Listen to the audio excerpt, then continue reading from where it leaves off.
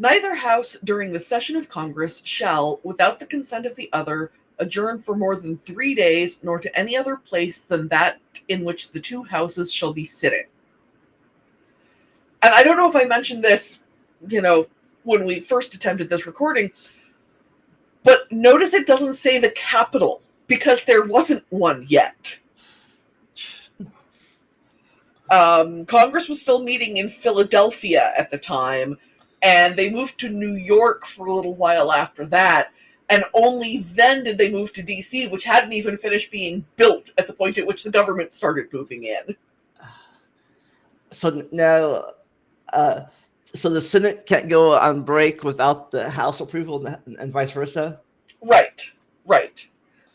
And I think that's basically the only way we could make sure that one of the houses doesn't, if the houses aren't controlled by the same party, these days, it means that neither one can just decide they're not going to deal with any of the other one's legislation.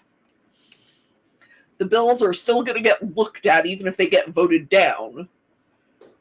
And they can't randomly decide, we're tired of meeting in DC. Let's go meet in Maui next week and go off on vacation and meet somewhere else without the permission of the other one.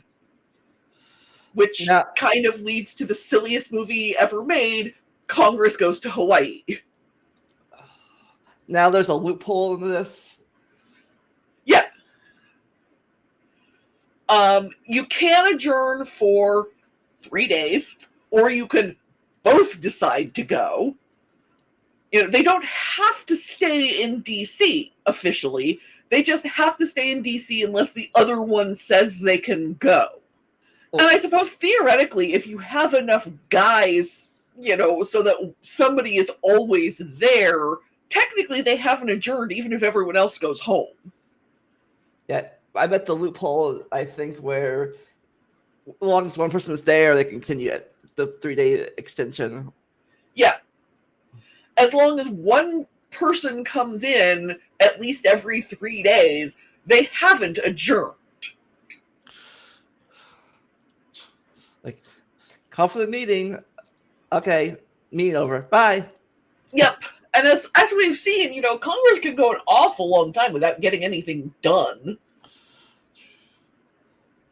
People getting mad at presidents not passing legislation really need to read their constitutions. They can't sign anything that's the other house the houses haven't passed first. Yeah, they can't even propose legislation. It all has to go through Congress. A president who is of the opposite party of Congress is really limited in what they can get done, which is one of the reasons Congress is so important, though far from the only one. And right now we have a trifecta. Yep. But hopefully, but not a 2/3 trifecta, just a majority trifecta. Yeah, currently we only have, there's only a Republican majority, and I don't think they're going to get a super majority anytime soon. For one thing, a lot of the more populous states tend to send a lot of Democrats to Congress.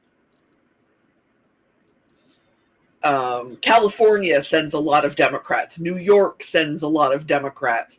Massachusetts is literally all blue. Illinois, the Chicago area sends nothing but Democrats. A lot of Washington State sends Democrats. Unfortunately, my state does not.